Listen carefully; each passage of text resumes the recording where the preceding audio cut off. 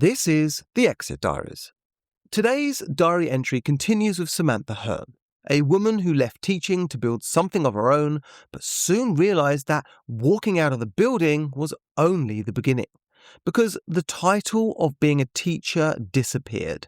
The validation stopped, the structure vanished, and then the real work began.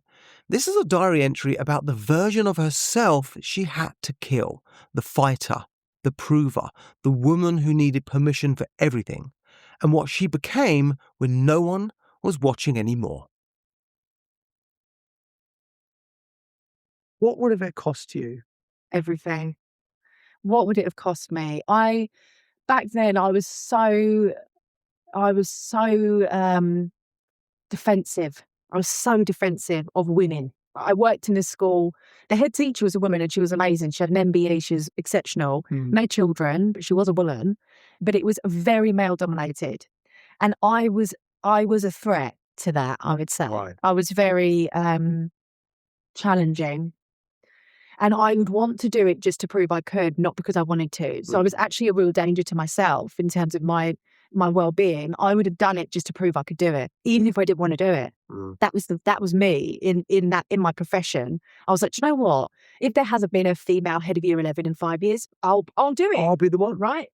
So if I'd have stayed, I would have definitely have sacrificed so much of getting to know myself, of really being brave enough to say, but what do I want rather than what do I want to prove? I was living my life to prove constantly, and to be, flying the flag for the strong, independent woman. And it definitely would have cost me understanding myself and really asking what I want. It would have cost. I would have had the tick box life. I wouldn't have been able to move house. I wouldn't have had the financial freedom I have now. I wouldn't be able to travel the way I do. I wouldn't be able to. I just wouldn't have what I have now in terms of my life, not material things, but my freedom, my flexibility. And if I'd have had my daughter in that environment, I would have been deeply unhappy. And a different mother, perhaps. Yeah, 100%. Yeah. It's not what it wouldn't have been. It wouldn't have made me happy. No. I would have hated having to not be with her.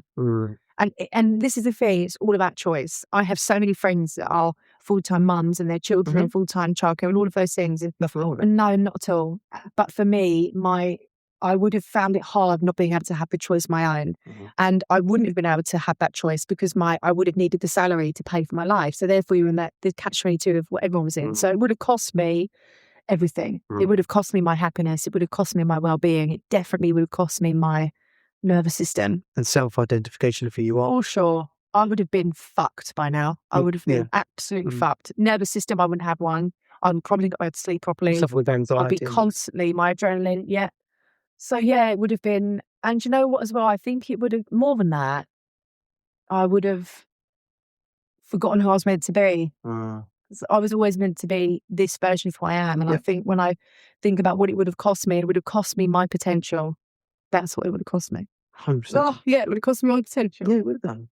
And look what you've achieved. You're amazing what you've done, right? And that's making you emotional because you realise what you would have not have had. And because so many people don't, that's why it makes you sad. It makes you sad. And I think, this, my whole life, like where I live now, when we met, I didn't live here. My life is so different. So different. And it's just because I decided to bet on me. And I always did think I could go back. If this all fails, I've got a fail safe. But it would have cost me this potential life that I've got, this balance, this, it would have cost the life you're on now, the path that you've created and carved for yourself that you've always were destined to be on. Yeah. It was always there. You have to find it. You do, You have to be able to be brave enough to be that person, become the better version of yourself. It's there. And you're right. Other people, I found out with myself, with identity-wise, I'll be quick, but I discovered within myself running a business that I was completely unemployable. I was shit at interviews. I couldn't interview. I was nervous, wreck. My CV was amazing. Couldn't interview. I was unemployable. I was not fit for the working environment. Yeah. I didn't know that because there's an element of me. I'm very creative. I've got probably slight ADHD. I am entrepreneurial. I just didn't have that employee bone in my body. But I didn't know that until I left. So had I stayed, I would have been a nervous wreck all the time. I used to get real anxiety when there was a performance review with my boss, and it was just, I wouldn't be able to sleep at night. I was constantly putting pressure on myself, finding another job, get a pay rise, get a promotion, this, that, and the other. And it was that environment, and it was killing me. It was slowly, but surely killing me. I was seeing less of my children. I wasn't, fulfilling what I wanted. I didn't know what I wanted, When I took myself out of the environment, and then I started my own business and started working with people, started meeting people like yourself, I then realized this is what I'm going to be doing. I don't deserve to be in that office. That's not me. I was just on that path because that's all I knew, So, you've often said, you were going through a lot of anxiety, going through a lot of stress, going through a really difficult time. So many things have shaped your decisions back then. And, you were searching for more stability. You were searching for more acceptance. You were searching to become a different version of yourself. So here's what I want to know. What did you believe about yourself, about who you were allowed to be and what you were capable of, and about what you thought you deserved that had to die? Not just for leaving teaching or that world, but for you to believe that you could actually build something of your own. That is such a good question. And probably even 6 months ago, I wouldn't have given you the answer I'll give you now. Really? Yeah, just because things change, don't they? And business changes and life changes. And I think I was always a fighter, as in not aggressive, but as in I'm going to look after me. I'm going to do this. Yeah, I'm going to make sure. I was very, and of course, my upbringing was a big part of that, but I was always ready. I was always on the defense. Okay. Right. I was always like, okay, all right, what do I need to do? So, and it served me well, don't get me wrong, like 18 to 25 was great, because I was speaking up when most young girls wouldn't in their jobs. I was sort of like, but I was definitely one that was like, who is that?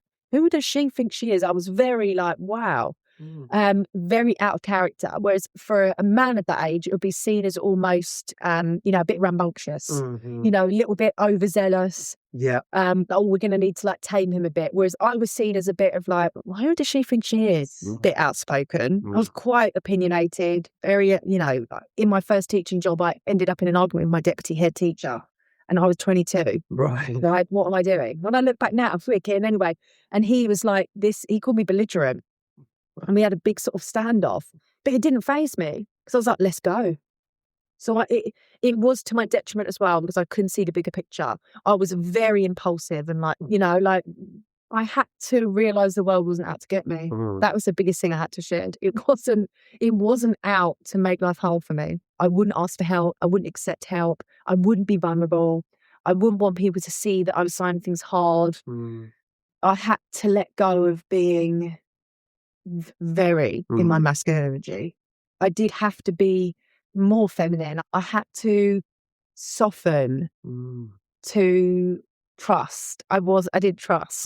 That was, I didn't trust anyone. Wow. I didn't trust anyone to do what needed to get done, to really protect me. I didn't have that.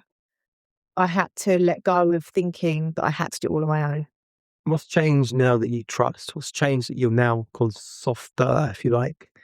I feel things more deeply. I've always been very emotional, but I feel things more deeply. I do get sadder, which I think is a good thing. I think that comes of age. Yeah, I get sadder, but I get happier. Yeah. I feel more contentment. I feel more mindful in the moment of this is really cool.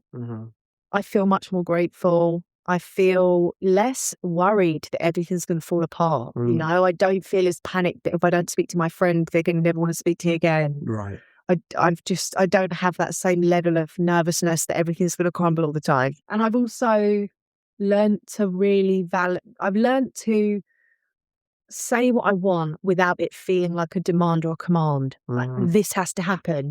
More, I really love this, or this would be really good. I've learned to understand myself more and how to communicate. And I've also realised not everything's about me. If we really think about it, I was everything's around me. So if something happened, I was like, this has happened to me. Whereas everyone's in their own life. So now I do take things less personal in the sense of people aren't doing this to hurt me. That's my meaning of it. People are doing it because they need to protect themselves for whatever reason or whatever's going on. Yeah. So I think I've become a lot more mindful that the world doesn't revolve around my feelings. They're not out to attack you. They're not out to attack me, yeah. And also just, it is what it is. Like, what is my priority? What is my priority? I want to be happy. I want my daughter to be happy. Yeah. I want my home life to be happy. And I can't control the world. I can't stop bad things happening. So I'm a lot more, I think it's made me a lot more accepting of that. I can't stop bad things happening, but I can stop living my life trying to preempt them. Right. So you've left behind and had to allow that kind of almost a neurotic side. Very, yeah. Hit. Yeah, I've had to let that go. And become a lot more open, softer, embrace the vulnerability sometimes. Yeah. Embrace the emotion. Yeah. It's okay. Yeah. Life is what it is. Yeah. Yeah. Mm. Yeah. So you left teaching, you started building your business, and even after you were out, even when you walked away from the classroom, walked away from the building, walked away from that school, what lie were you still telling yourself around those times, and how small did you needed to stay, or how safe did you needed to play, and those things that nearly stopped you from going all in? I never ever talk about money. Right. Never talked about money. So even when things were really, really good, I'd never celebrate it. I'd never tell people because I didn't want to be judged. Now that I didn't have that, I didn't have the same struggle that everyone had. I couldn't relate to, being in my overdraft or, it's nearly payday, which was a massive part of bonding with society and, even as a student and then as a teacher. Yeah. So I found that really difficult and I'd play that down quite a lot, Right. play down my success. I didn't want to take up too much space. I didn't want to be, she's doing that now. Like I remember when I wrote the book, then I wrote for global magazines, then I won an award, then I was on the front cover of a magazine. There was quite a lot of these things. Then I was on TV in America and then it got to a point where I just stopped telling people. And you didn't celebrate any of those milestones, those amazing moments, or you didn't Not really, no. No, I didn't. Was that part of because you were afraid that people would see it as having a big ego, or look how great she is, or because she's just showing off? Yeah, it was more that I thought okay, people know what I've done now, they get the picture. Right. And I was like, it's too much. It's about me again. Even last year I ran the marathon and I found it really difficult to talk about and ask for donations because I was like, I'm doing another thing, right? And I'm like, and also part of it is that people are like, of course she is. Right. Of course she's running a marathon. But are they saying that? No, It's me. Yeah, of course, right. But then obviously people that do know me and love me are like, obviously, because I do love the challenge. But it got this one, it does now sometimes I almost dismiss my successes. I've gone the other way. Rather than it being all I want, now it's almost like I dismiss it because I'm like, I don't want people to think I'm doing another thing. Right. That's how I would say I've played myself small. And I have amazing things happen and I'm like, next. And I just don't, I'd never have a birthday party. You just show your life through little flashes. Yeah. And that's kind of it. Yeah. In some ways, you think about the world of career, corporate, whatever it is, the job title, whatever the job is. You look at a platform like LinkedIn, for example, it's like, got a new job, congratulations. And then the next day, someone else has got a new job and it's congratulations to them. Yeah. And your congratulations were yesterday. Yeah. Well, it's like your birthday. Yeah. Your birthdays. I never have a birthday party. No. No way. But you celebrate it once a year. Yeah. Your birthday's that day. Happy birthday. Tomorrow is someone else's birthday. Yeah. It's probably insketched in our brain not to want to share or over compensate our achievements in some ways. It's probably a British thing as well. Yeah. I find the American market are really brilliantly good at celebrating themselves. Yeah, 100%. How big or how small their wins are. It's very different. We're very yeah. closed behind doors. You know, we don't really go out and shout at the world of how amazing we are and throw confetti.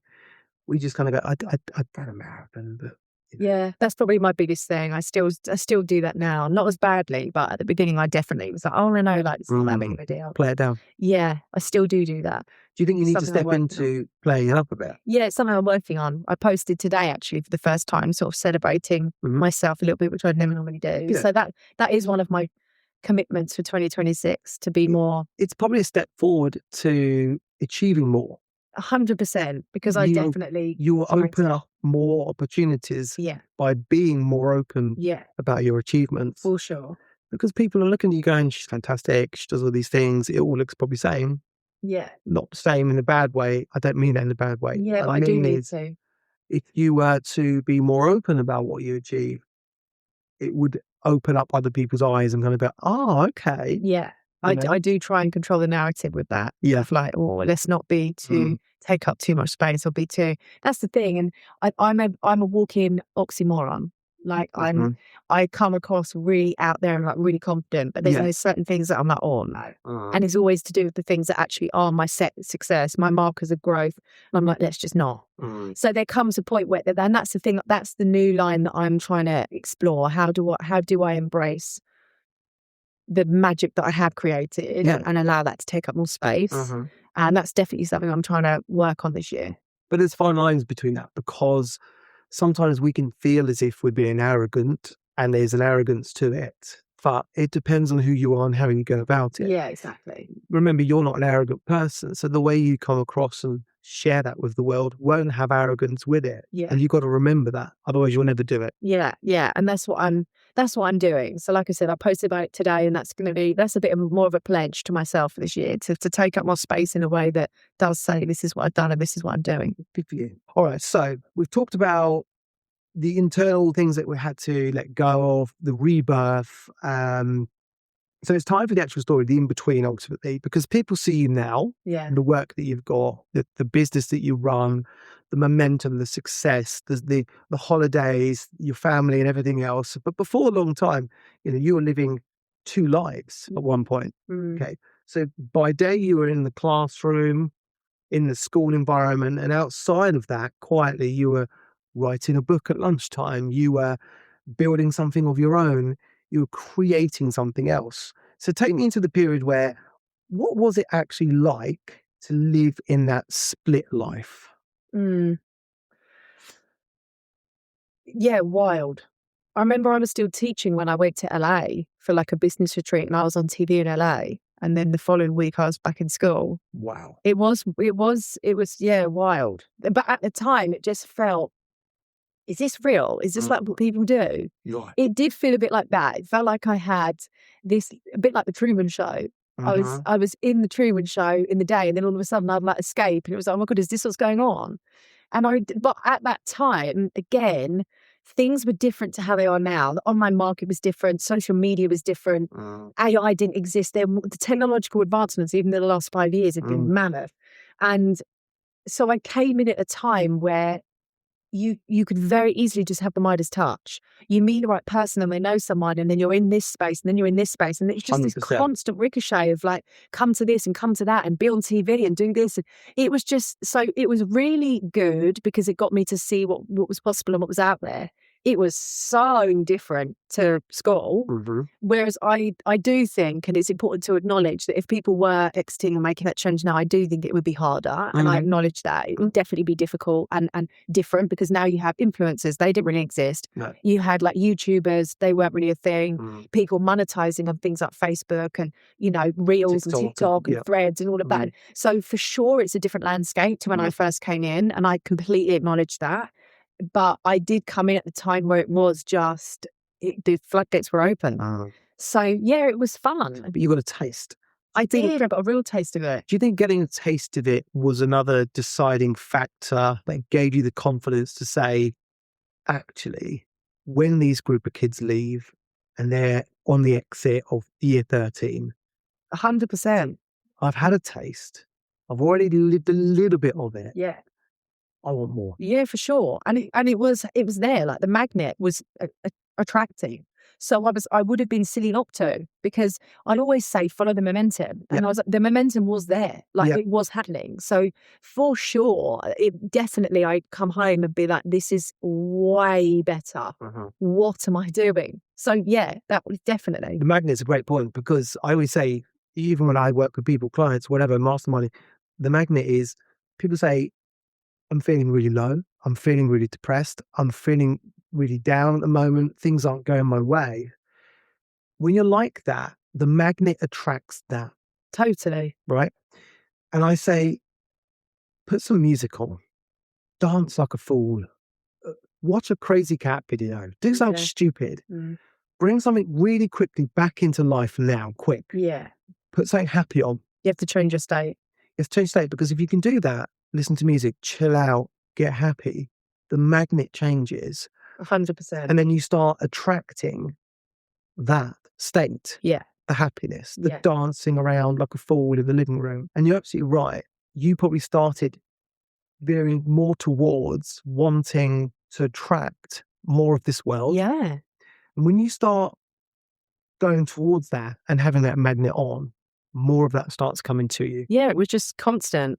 And yeah, there were, of course, now I'm in a different landscape because I'm not at the beginning. So there's less people saying, oh, come and do this with me and I'll help you, because now I'm the one that people, so of course it's a different dynamic now, but it's still so important to remember the principle of, at that point when everything was going really well and I was like on TV and all these things were happening, I wasn't aware of how bad business could be, as in like how unethical people could be, or how people could break contracts, or how you could get left in these situations. I didn't have that under my belt. Whereas now I've got all of that under my belt. Yeah. I know how tumultuous business can be and how challenging it can be, but I also know how great it can be. So now I feel like I have the best of both. I'm now really aware of what I get to create and dictate, like the magnet, and what I do want to repel.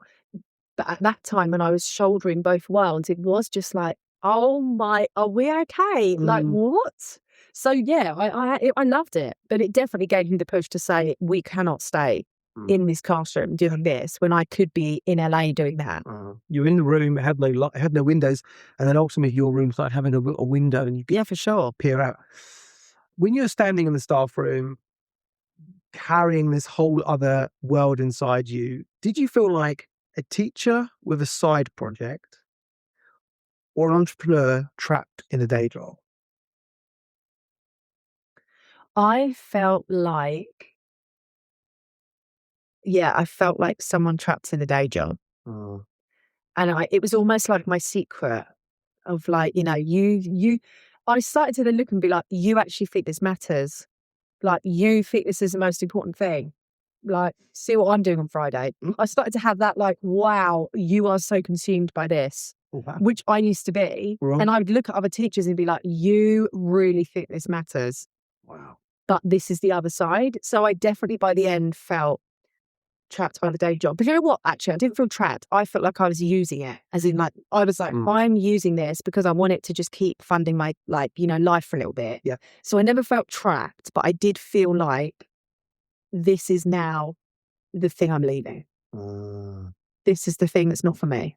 Definitely. And I would get to the point where I was like, oh no, I really don't want to be doing that. And I'd be checking my phone in my breaks. I'd been posting in my breaks. I'd be creating content. My focus had completely shifted to how can I fit my business around this rather than the other way around. So yeah, definitely the second. I can relate to that. I would be, I'd be all over YouTube. I'd be looking at the video I uploaded yesterday at night time. And then I'd be the next day at work, I'll be on my lunch break and I'll be like, right, I'm going to grow this thing. I've got to do something else. I've got to write a description for it and I've got to add a title to it. And I'll be learning the ins and outs of this thing or that thing or whatever it is. Yeah. And I was already out. Like I was in the workplace. I was still employed. Mentally, I was somewhere else. My work breaks in the evenings. I was the same. What did you call yourself? Or what were you then on those really what I called Fridays? Yeah, I don't know what I did call myself. I think obviously like I was an anxiety coach. I think is what I called myself. Did you think a coach? Yeah, a coach maybe, because I didn't feel quite entrepreneurial enough. Because like I said, obviously my things like understanding my finances and like my salary and all of that, it was so new. Yeah. I was almost just like this like creative doing stuff, but I didn't really know. But entrepreneur was a big word. Yeah. Whenever I think about entrepreneur, it's always someone like Richard Branson. Yeah, it felt a bit big. Yeah, a bit big. Yeah. Do you call yourself that now? Now I call myself a business owner. I wouldn't say entrepreneur, but I would say business owner. Now I'm an entrepreneur. I have multiple businesses and I do different things and I've looked at my own like pension, legacy building, assets. Like it's completely different. Because I would still say I'm quite measured in my approach to things when it comes to, I wouldn't say I'm the stereotypical entrepreneur in terms of my creativity doesn't win. So even if I feel excited by something, if I don't feel like it's going to help move me closer to whatever the goal is at the time, I'm still more strategically driven. I don't have the same creative flair that I would say traditional entrepreneurs are much more like, let's do this and let's do that. And I would be like, I really want to do that, but let's check it works in the timeline. Let's make sure it fits. So business owner feels more aligned to my makeup. So back to the Tuesday question. We know how you got from here to there and everything else in between. Now tell me, what's a Tuesday like now? Well, it's Tuesday while we're filming this. It is Tuesday right now. So my normal Tuesday, if it wasn't this, obviously my Tuesday today is hanging out with you, doing this podcast. Yeah. Normal Tuesdays now are a work day. I'll then start work at about 8:15 and do like a couple of emails, check in with everyone. And normally I would have calls between 9 and 12. With clients, with team. Clients. And then I'll have breaks. And then at the moment, I have a group call at 2 and then I finish work at 3.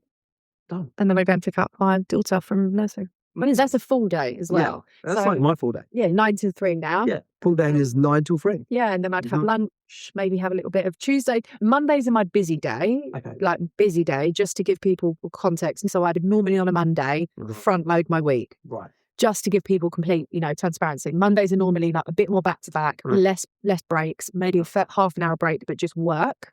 Pure work, solid work time. Tuesdays is a bit more spaciousness, and then Wednesday I work until 1. Again, and then I'm off. Remember, that's your decision, right? It's my decision because I don't work Wednesday afternoons. I don't work any Friday, and I don't work the final week of every month. And that's the beauty of running a business, in the sense that it's up to you how you do it. You choose and chop and choose however you want to go about it. Is it healthy as a business owner, do you think, to have structured days in your week so that you know exactly what you're doing? I would say yes, because I do come from a teaching background and I know that routine, everyone thrives on routine. Yeah. Children thrive on routine. We thrive on routine because it means our subconscious feels safe. We know what's coming. We are preempting the unknown. And for me, that's massive. So I have a lot of flexibility in my week, and I do work, 2.5 days with clients. I don't work Fridays. I don't work the final week of the month. I go on holidays. I get to be with my daughter. I do all of those things. I don't work evenings, don't work weekends. But to get to that point of having that much spaciousness, I need to have really clear structures. Structure helps me with childcare. It helps me with delegation. It helps me with my husband knowing what he's doing and who's doing what. It helps me with planning my social life. It helps me with planning my daughter. For me, structure allows me to reduce the mental load of what's coming next, what's happening tomorrow. Every day looks different. Every day. Some people need that though. Some people need more spontaneity and variety, but I would say for most people to be able to achieve their potential, they cannot have the subconscious thought of what's coming next. Yeah. So for me, routine absolutely allows me to then focus on what really matters and what I can do. So for me, I'm a real passionate advocate for that. And I think if you're in a space where you do feel fearful or unnerved by your exit, by your change, by what's coming, don't exacerbate that by making everything spontaneous and unknown. Create some subconscious safety to your week, to your diary, to your schedule. Even if at the beginning it's on a Monday I go to this coffee shop, on a Tuesday I have a call with this networking group, just so that you have some things that you can work around and you're not constantly in that fight, flight, what am I doing next mode. Yeah, because you can end up spending an hour or 2 or 10. What have I done? Exactly. Yeah, that's not good for anyone. So routine for me is my best friend. I've seen the impact of that for children and understanding when you give the bigger picture and you give context, people are more likely to do the thing in the moment because they know where it's going. Right. So definitely routine and seeing the bigger picture is so important for adults. Yeah. But definitely if you're in a period of change. And if you're in a period of change, you're wanting that change, getting into a newer routine in order to allow that change to happen. Absolutely. Important as well. Yeah, because even when I did leave, and I said I was overworking, it was toxic productivity and I was busy all the time, I did then, once I did that, sit down and say, right, how do I want to work? And then I did say, I'm not going to work Fridays.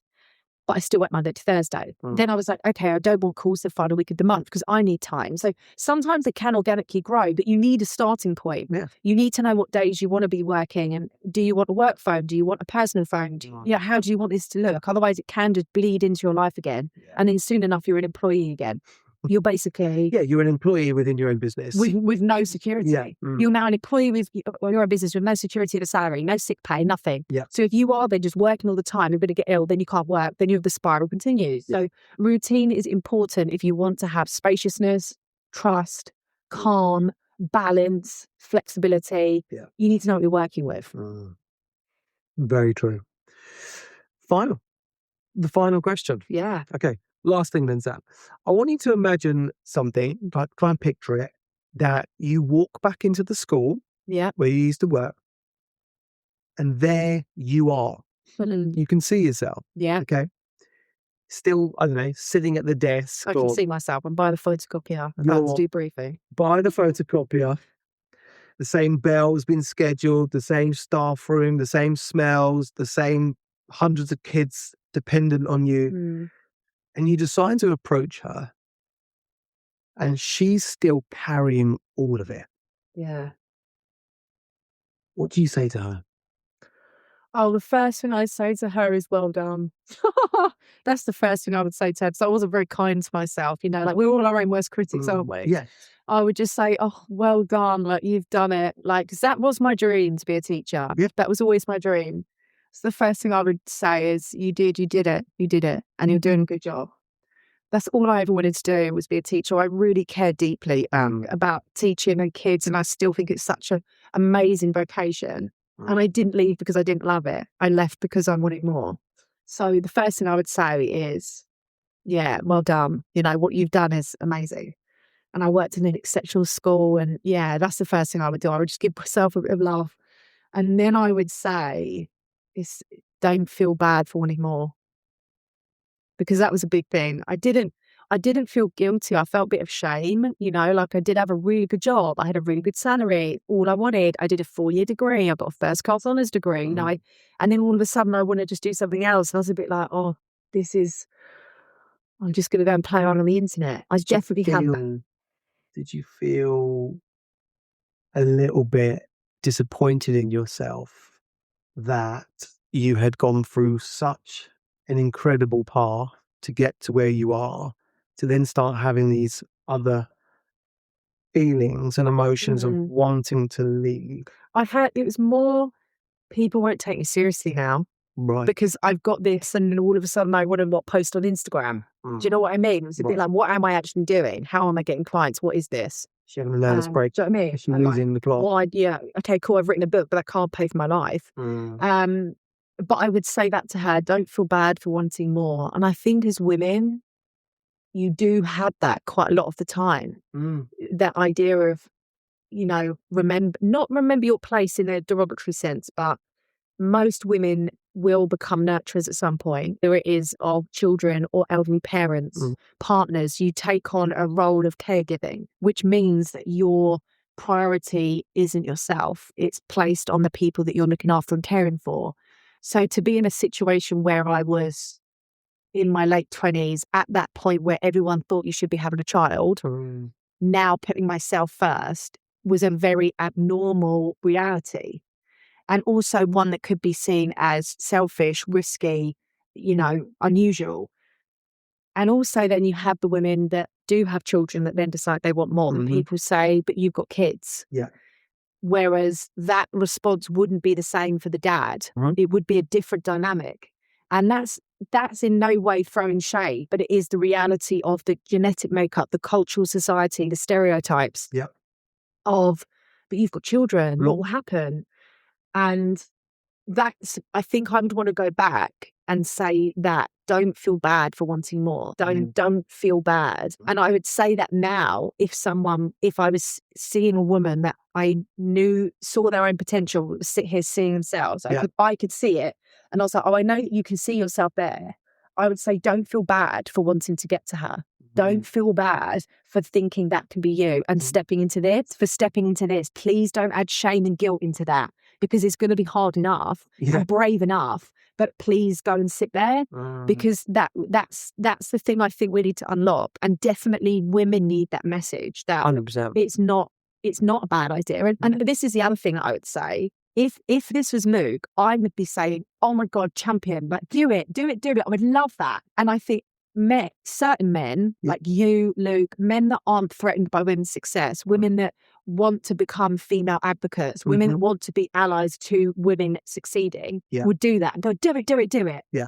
But some women are confronted by men that say, what are you talking about? Do that right now, or this isn't possible, or that's not the no, or this isn't the done thing, or we need you to do this. Please try and find a way to find it in yourself, to have that bravery, to find a way to step into this gap, because you can see where you want to be. Yeah. So that's what I would say to myself. But in doing that, hopefully say that to other women around me, because Definitely. it is so important. 100%. And, not just men. There could be a boss, and you're like, Exactly. and the boss says, come on. Yeah. Maybe wait another 6 months. Yeah. We've got this coming up or whatever. Absolutely. Dangle the carrot. Dangle the carrot. Or yes, it could be that fucking carrot. Yeah. Or it could be another way. It could be, I'm sorry, but you're not great at this job. So what makes you think you're going to be good at that? Yeah. Right. Yeah. And you get that, don't you? Because they don't want to see you succeed. No, they don't want you to move the ladder. They don't want you to move the ladder. Because if you move the ladder, who else is going to come up the ladder? Because you're going to show people another way. Yes. So, yeah. And you're leading, you're going, you're doing something better. Yeah. They're stuck. Yeah, exactly. In that role. Yeah. In that environment. They can't leave because they're of their own insecurities. Absolutely. Yeah. But if you can do it and show them what you need to say to yourself as well, I would always say to myself is, no step forward is the wrong path. No step forward is the wrong step. Yeah. Every step you make is not the wrong step. It's just the step you made at that moment in time. Yeah. You either learn from that, or you, or it puts you on a different path, or you flourish, or you get confidence, or you get knocked down, or you get fearful, or you get excited. Yeah. Every little step that we make is really important. The worst thing that you could ever do is never make that step forward. And the fun thing I would say to her? God, it all works out. Yay! It all works out. I would tell her that. Because I think sometimes when it's hard, or when life is challenging, you feel like there's no way out. No. So you stay, or you do what you've always done because you think that's all that you can get. Yeah. And I think that a lot of people don't exit, whether it's a relationship, a job, a life experience, because of that, because they think that this is as good as it gets. Yeah. And maybe it's not meant for me. Maybe I'm not destined for that. Right. Maybe I'm not worthy of that. Maybe I'm not ready for that. Maybe I'm not good enough. I think I would say to her, it all works out. Stop trying to fight your way to where you want to go, because that's what I would end up doing to protect myself. I'd say, well done. I would say, please be brave enough to say that you can have more. And I would say, it does all work out. It's okay. Because when I look back now, if I had a child at 25, my life would be completely different. I wasn't ready like I am now. No. So, I would tell her that as well. It's okay. Because I think that's the other thing. Well, don't we all want that? Yeah. Well, don't we all want someone to say, every day, just tell me what's happening in the future, child? Just tell me if this is the right decision. And it's okay. Yeah. So I think I would go back and say it's okay. And like you said, a step forward is always... And just embrace it. Yeah. Embrace it. Yeah. Yeah. That's what I would say. Thank you. You've been a star. Thanks for having me. Thank you for being... Sorry, I talked for so long. You've been amazing. Thank you. Thanks for being here. If this story moved you, if it reminded you of your own exit, or the one you're still thinking about, it means something. These stories only work if they reach the people who need them the most. So if someone came to mind while you're listening, share this with them.